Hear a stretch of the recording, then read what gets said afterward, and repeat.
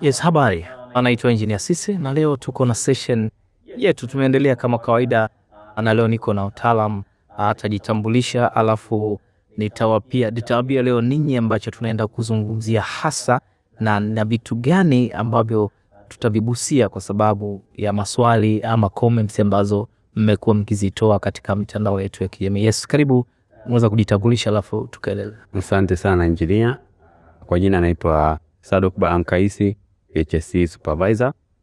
Nipo katika mradi wa ICO na simamia mapa yote ya HSC, yani Asia na usalama pamoja na mazingira. Yes.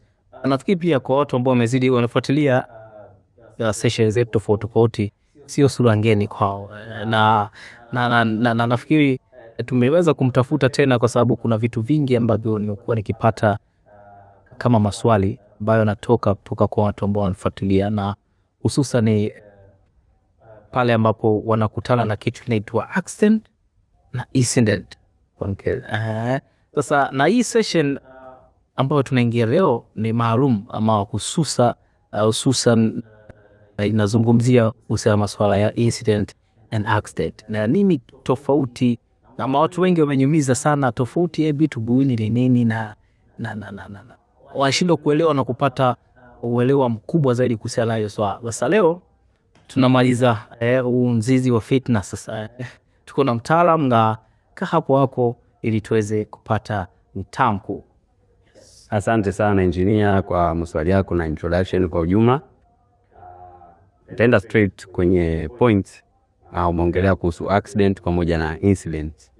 Okay, accident kwa Kiswahili ni ajali, nadhani inafahamika sana. Lakini pia incident tunaweza tukasema ni tukio.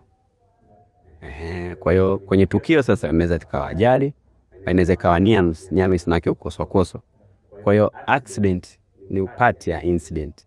Lakini accident sasa ni ajali, manake tukio baya limetokea ambalo alikuwa planned, yani alikupangwa, umetokea na likasababisha majeraha kwa watu, likasababisha kuomoka kwa vitu, labda ikaribu pia mazingira. Hiyo ni accident. Lakini kwenye incident ni tukio kwa ujumla. Kwa hiyo kwenye incident sasa inaweza ikawa accident au inaweza ikawa near miss, ambapo near miss manake ni mtu amekosa. Yani maana tukio limetokea lakini halijaleta madhara, wakati accident ambayo ni ajali, tukio limetokea limeleta madhara, labda linaua watu, linasababisha majeraha na tu kama hivi.